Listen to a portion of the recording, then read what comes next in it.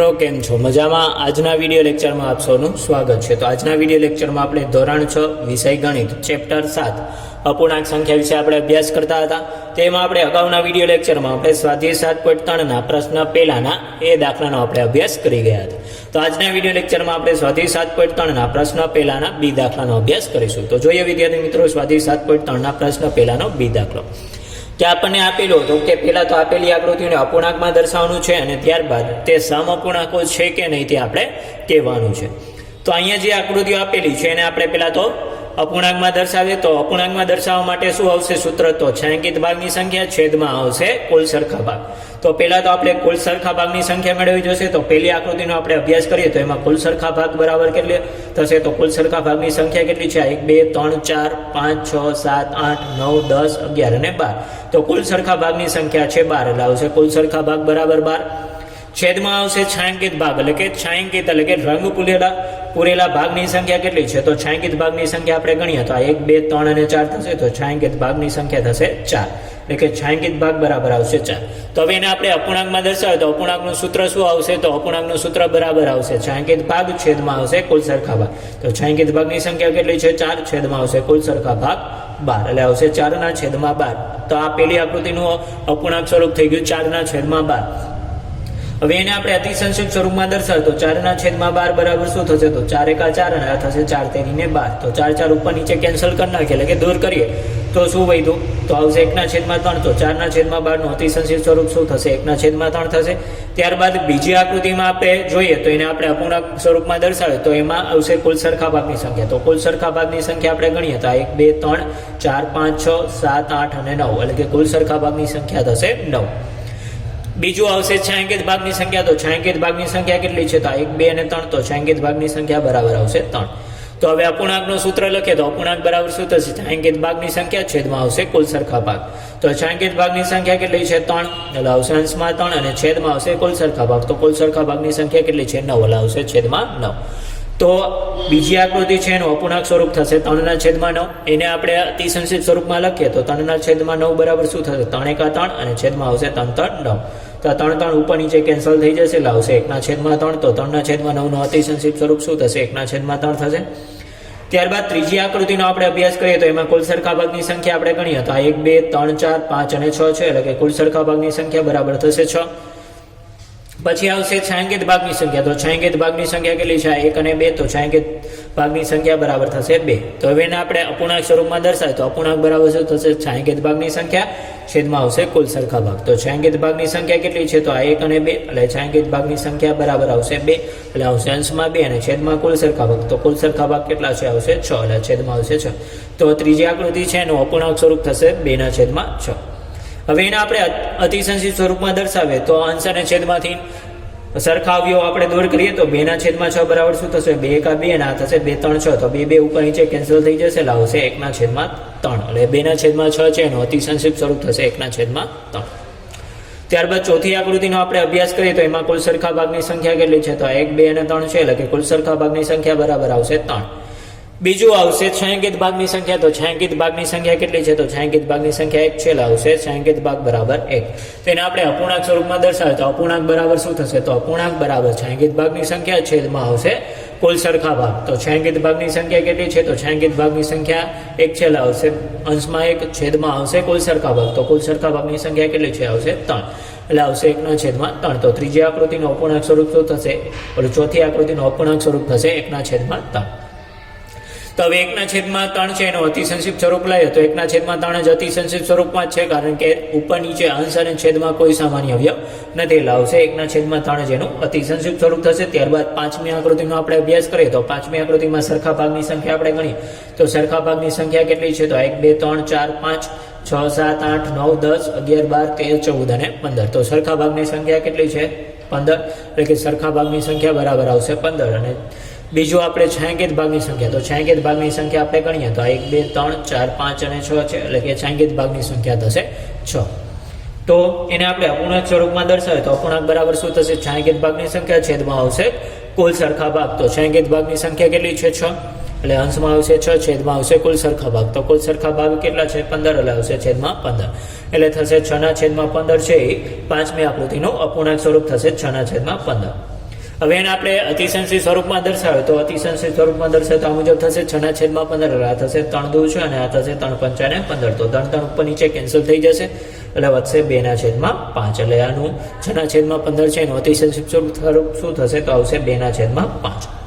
તો અહીંયા આપણે પાંચેય આકૃતિને આપણે અપૂર્ણાંક સ્વરૂપમાં દર્શાવી તો એમાં તમે જોઈ શકો છો કે પેલી જે 4 આકૃતિઓ છે એ સમઅપૂર્ણાંક દર્શાવે છે કે ચારેય આકૃતિમાં આપણને 1/3 મળે છે, જ્યારે પાંચમી આકૃતિ છે એ પાંચમી આકૃતિમાં આપણને 1/3 મળતું નથી. એટલે કે પેલી જે 4 આકૃતિઓ છે એ સમઅપૂર્ણાંક છે, પરંતુ પાંચમી આકૃતિ છે એ સમઅપૂર્ણાંક નથી. એટલે કે એના ઉપરથી આપણે આમ લખી શકીએ કે આમ 4/12 બરાબર 3/9 બરાબર 2/6 બરાબર 1/3 છે, પરંતુ 6/15 છે એ ઇક્વલ નથી, એટલે આવશે નોટ ઇક્વલ ટુ 6/15. એટલે કે ના, બધા જ અપૂર્ણાંકો છે એ સમઅપૂર્ણાંકો નથી, કારણ કે બધી જ આકૃતિમાં આપણને સમઅપૂર્ણાંક મળતો નથી. એટલે કે ના, બધા જ અપૂર્ણાંકો સમઅપૂર્ણાંકો નથી. તો અહીંયા આપણે પ્રશ્ન પેલો પૂર્ણ કર્યો.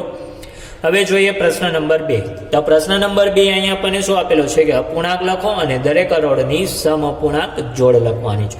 કે આપેલી જે આકૃતિઓ છે એ આકૃતિઓને આપણે શું કરવાનું છે, અપૂર્ણાંક સ્વરૂપમાં દર્શાવવાનું છે, અને એમાંની કઈ જોડ છે કે એને આપણે શું કરવાનું છે, જોડો બનાવવાનું છે કે જે સમઅપૂર્ણાંક હોય એવી સમઅપૂર્ણાંકોની આપણે જોડ બનાવવાની છે.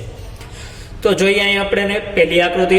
તો પહેલા તો અપૂર્ણાંક સ્વરૂપ દર્શાવવા માટેનું સૂત્ર શું છે, તો અપૂર્ણાંકનું સૂત્ર બરાબર શું આવશે કે અપૂર્ણાંક બરાબર છાંકિત ભાગ છેદમાં આવશે કુલ સરખા ભાગ.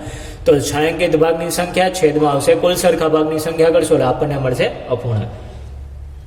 તો અહીંયા આપણે પહેલી આકૃતિ જોઈએ તો એમાં સૂત્ર મુજબ છાંકિત ભાગની સંખ્યા કેટલી છે, 1, એટલે આવશે અંશમાં 1 અને છેદમાં કુલ સરખા ભાગ. તો કુલ સરખા ભાગની સંખ્યા કેટલી છે, 2, એટલે આવશે 1/2. તો 1/2 માં આપણે સામાન્ય અવયવ દૂર કરીએ તો એમાં કોઈ સામાન્ય અવયવ નથી, એટલે કે 1/2 નું અતિસંશિત સ્વરૂપ શું થશે, 1/2 જ થશે. ત્યારબાદ બીજી આકૃતિનો આપણે અભ્યાસ કરીએ તો એમાં છાંકિત ભાગની સંખ્યા ગણીએ તો આ 1, 2, 3 અને 4 છે, તો છાંકિત ભાગની સંખ્યા બરાબર થશે 4. છેદમાં આવશે કુલ સરખા ભાગ, તો કુલ સરખા ભાગની સંખ્યા ગણીએ તો 1, 2, 3, 4, 5 અને 6, એટલે છેદમાં આવશે 6. તો બીજી આકૃતિનો અપૂર્ણાંક સ્વરૂપ થશે 4/6, એને આપણે અતિસંશિત સ્વરૂપમાં દર્શાવ્યું તો આ થશે 2, 2, 4 અને આ થશે 2, 3, 6, તો 2, 2 ઉપર નીચે કેન્સલ થઈ જશે એટલે આવશે 2/3. ત્યારબાદ આપણે ત્રીજી આકૃતિનો અભ્યાસ કરીએ તો ત્રીજી આકૃતિમાં છાંકિત ભાગની સંખ્યા કેટલી છે, તો 1, 2 અને 3, એટલે આવશે અંશમાં 3 અને છેદમાં આવશે કુલ સરખા ભાગ. તો કુલ સરખા ભાગ કેટલા છે, તો 1, 2, 3, 4, 5, 6, 7, 8, 9, એટલે આવશે છેદમાં 9. તો 3/9 થશે, એ થશે ત્રીજી આકૃતિનું અપૂર્ણાંક સ્વરૂપ. તો એને આપણે હવે અતિસંશિત સ્વરૂપમાં દર્શાવીએ તો 3, 1, 3 અને આ થશે 3, 3, 9. તો 3, 3 ઉપર નીચે કેન્સલ થઈ જશે એટલે વધશે 1/3. તો 3/9 છે એનું અતિસંશિત સ્વરૂપ થશે 1/3. ત્યારબાદ આપણે ચોથી આકૃતિનો અભ્યાસ કરીએ તો ચોથી આકૃતિમાં છાંકિત ભાગની સંખ્યા કેટલી છે, તો છાંકિત ભાગની સંખ્યા 1 અને 2 છે, એટલે આવશે અંશમાં 2 અને છેદમાં કુલ સરખા ભાગ. તો કુલ સરખા ભાગની સંખ્યા કેટલી છે, તો આ 1, 2, 3, 4, 5, 6, 7 અને 8 છે, એટલે કે સરખા ભાગની સંખ્યા આવશે 8, એટલે આવશે 2/8. એટલે કે ચોથી આકૃતિનું અપૂર્ણાંક સ્વરૂપ થશે 2/8. તો એને આપણે અતિસંશિત સ્વરૂપમાં દર્શાવે તો આ 2, 1, 2 થશે ને આ આવશે 2, 4, 8. તો 2, 2 ઉપર નીચે કેન્સલ થઈ જશે એટલે વધશે 1/4. તો 2/8 છે એનું અતિસંશિત સ્વરૂપ થશે 1/4. ત્યારબાદ આપણે એ આકૃતિ આપેલી છે, એ આકૃતિનો આપણે અભ્યાસ કરીએ તો એમાં છાંકિત ભાગની સંખ્યા ગણીએ તો છાંકિત ભાગની સંખ્યા કેટલી છે, તો 1, 2 અને 3, એટલે આવશે અંશમાં 3 છેદમાં કુલ સરખા ભાગ. તો કુલ સરખા ભાગ કેટલા છે, તો 1, 2, 3 અને 4, એટલે આવશે છેદમાં 4. એટલે 3/4 છે એ આકૃતિ આપેલું છે એનું અપૂર્ણાંક સ્વરૂપ થશે અને એનું અતિસંશિત સ્વરૂપ પણ શું થશે, 3/4 જ થશે, કારણ કે અંશ અને છેદમાં કોઈ સામાન્ય અવયવ નથી. ત્યારબાદ આપણને આ આકૃતિ આપેલી છે તો આનો આપણે અભ્યાસ કરીએ તો એમાં છાંકિત ભાગની સંખ્યા ગણીએ તો છાંકિત ભાગની સંખ્યા 1, 2, 3, 4, 5 અને 6 છે, એટલે અંશમાં આવશે 6 છેદમાં કુલ સરખા ભાગ. તો કુલ સરખા ભાગની સંખ્યા ગણીએ તો 1, 2, 3, 4, 5, 6, 7, 8, 9, 10, 11, 12, 13, 14, 15, 16, 17 અને 18, એટલે આવશે છેદમાં 18. તો પેલી જે આ આકૃતિ આપેલું છે એનું અપૂર્ણાંક સ્વરૂપ થશે 6/18. એને આપણે અતિસંશિત સ્વરૂપમાં દર્શાવે તો આ થશે 6, 1, 6 અને આ થશે 6, 13, 18, એટલે 6, 6 ઉપર નીચે કેન્સલ થઈ જશે એટલે આવશે 1/3. ત્યારબાદ આપણે ડબલ આઈ આકૃતિનો અભ્યાસ કરીએ તો એમાં સરખા ભાગની સંખ્યા છાંકિત ભાગની સંખ્યા ગણીએ તો આ 1, 2, 3 અને 4 થશે, એટલે છાંકિત ભાગની સંખ્યા બરાબર 4 થશે.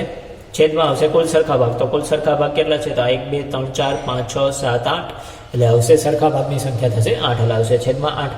તો 4/8 છે એ ડબલ આઈ આકૃતિ આપેલી છે એનું અપૂર્ણાંક સ્વરૂપ થશે. એને આપણે અતિસંશિત સ્વરૂપમાં દર્શાવે તો આ થશે 4, 1, 4 અને આ થશે 4, 2 ને 8. હવે 4 4 ઉપર નીચે કેન્સલ કરીએ તો શું વધશે? 1/2 મળશે એટલે આવશે 4/8નું અતિસંક્ષિપ્ત સ્વરૂપ થશે 1/2. ત્યારબાદ ટ્રિપલ આઈ આકૃતિ આપેલી છે એનો આપણે અભ્યાસ કરીએ તો એમાં છાંયાંકિત ભાગની સંખ્યા ગણીએ તો આ 1 2 3 4 5 6 7 8 9 10 11 અને 12 એટલે આવશે અંશમાં 12 છેદમાં કુલ સરખા ભાગ. તો કુલ સરખા ભાગની સંખ્યા ગણીએ તો 1 2 3 4 5 6 7 8 9 10 11 12 13 14 15 અને 16 એટલે આવશે છેદમાં 16. હવે 12/16 છે એ ટ્રિપલ આઈ જે આકૃતિ આપેલી છે એનું અપૂર્ણાંક સ્વરૂપ થશે. એમાં આપણે અતિસંક્ષિપ્ત સ્વરૂપમાં દર્શાવીએ તો અંશ અને છેદમાં સામાન્ય અવયવો દૂર કરીએ તો આ થશે 4 તેરી 12 અને આ થશે ચોકે ચોકે 16. તો 4 4 ઉપર નીચે કેન્સલ થઈ જશે એટલે વધશે 3/4. તો 12/16 છે એનો અતિસંક્ષિપ્ત સ્વરૂપ થશે 3/4. ત્યારબાદ આઈવી જે આકૃતિ આપેલી છે એનો આપણે અભ્યાસ કરીએ તો એમાં છાંયાંકિત ભાગની સંખ્યા ગણીએ તો 1 2 3 4 5 6 7 અને 8 એટલે કે છાંયાંકિત ભાગની સંખ્યા થશે 8 છેદમાં કુલ સરખા ભાગ. તો કુલ સરખા ભાગની સંખ્યા ગણીએ તો આ 2 4 6 8 10 અને 12 એટલે કે કુલ સરખા ભાગની સંખ્યા થશે 12 એટલે આવશે છેદમાં 12. તો 8/12 છે એ આઈવી જે આકૃતિ આપેલી છે એનું અપૂર્ણાંક સ્વરૂપ થશે અને આપણે અતિસંક્ષિપ્ત સ્વરૂપમાં દર્શાવીએ તો આ મુજબ થશે કે 4 2 8 અને આ થશે 4 તેરી 12. તો 4 4 ઉપર નીચે કેન્સલ થઈ જશે એટલે વધશે 2/3. ત્યારબાદ આપણે પાંચમી એટલે કે વી આકૃતિનો આપણે અભ્યાસ કરીએ તો એમાં આપણે જોઈ શકીએ છીએ કે એમાં છાંયાંકિત ભાગની સંખ્યા કેટલી છે? તો આ 1 2 3 અને 4. તો છાંયાંકિત ભાગની સંખ્યા આવશે 4 છેદમાં કુલ સરખા ભાગ. તો કુલ સરખા ભાગની સંખ્યા 2 4 6 8 10 12 14 અને 16 એટલે આવશે છેદમાં 16. તો આ 4/16 છે એ શું થશે? વી જે આકૃતિ આપેલું છે એનું અપૂર્ણાંક સ્વરૂપ થશે અને આપણે અતિસંક્ષિપ્ત સ્વરૂપમાં દર્શાવીએ તો આ મુજબ થશે 4 1 4 અને આ થશે ચોકે ચોકે 16. તો 4 4 ઉપર નીચે કેન્સલ થઈ જશે એટલે આપણને મળશે 1/4 એટલે 4/16 છે એનું અતિસંક્ષિપ્ત સ્વરૂપ થશે 1/4. તો અહીં સમઅપૂર્ણાંકો નીચે મુજબ આપણે જોડી બનાવી શકીએ કે જે સમઅપૂર્ણાંકોની જોડી બને છે એ જોડીને આપણે નીચે મુજબ દર્શાવી શકીએ છીએ કે પેલું એ આપેલું છે એમાં આપણને અપૂર્ણાંક શું મળે છે? 1/2. તો બીજી કઈ આકૃતિ છે કે જેમાં પણ આપણને 1/2 મળે છે? તો બીજી આ ડબલ આઈ આકૃતિ છે કે જેમાં આપણને શું મળે છે? 1/2 એટલે કે એ બરાબર શું આવશે? ડબલ આઈ. એ પેલી જોડી બને છે. ત્યારબાદ બીજી બી લઈએ તો એમાં આપણને મળે છે 2/3. તો બીજી એવી કઈ આકૃતિ છે કે જેમાં આપણને 2/3 મળે છે? તો આઈવી આકૃતિ છે કે જેમાં પણ આપણને 2/3 મળે છે અપૂર્ણાંક. તો બી બરાબર શું આવશે? આઈવી. ત્યારબાદ સી આકૃતિ લઈએ તો સી આકૃતિમાં આપણને શું મળે છે? 1/3. તો એવી બીજી કઈ આકૃતિ છે કે જેમાં આપણને 1/3 મળે છે? તો આ આકૃતિ છે કે જેમાં પણ આપણને 1/3 મળે છે એટલે કે આવશે સી બરાબર આઈ. ત્યારબાદ ચોથી આપણે જોડ લખીએ તો ચોથી જોડ ડી લખીએ તો ડીમાં આપણને શું મળે છે? 1/4. તો બીજી એવી કઈ આકૃતિ છે કે જેમાં આપણને 1/4 મળે છે? તો વી આકૃતિ છે કે જેમાં આપણને 1/4 મળે છે એટલે કે ડી બરાબર આવશે વી. એટલે ચોથી જોડ થશે ડી અને વી. ત્યારબાદ આપણે પાંચમી એટલે કે ઈ આકૃતિનો પાંચમી જોડ બનાવીએ તો ઈમાં આપણને મળે છે 3/4. તો એ બીજી કઈ આકૃતિ છે કે જેમાં આપણને 3/4 મળે છે? તો ટ્રિપલ આઈ આકૃતિ છે કે જેમાં આપણને મળે છે 3/4. તો આવશે ઈ અને ટ્રિપલ આઈની જે જોડી બને છે એ થશે પાંચમી જોડી. તો આ સમઅપૂર્ણાંકોની આપણને 5 જોડ મળશે કે જે આપણને દર્શાવે છે સમઅપૂર્ણાંકો દર્શાવે છે. તો અહીંયા આપણે સ્વાધ્યાય 7.3ના પ્રશ્ન પહેલા અને પ્રશ્ન બીજાનો આપણે અભ્યાસ કર્યો. આવતા વિડીયો લેક્ચરમાં આપણે આગળના પ્રશ્નનો અભ્યાસ કરીશું. તો ત્યાં સુધી દરેક વિદ્યાર્થી મિત્રને જય હિન્દ, જય ભારત.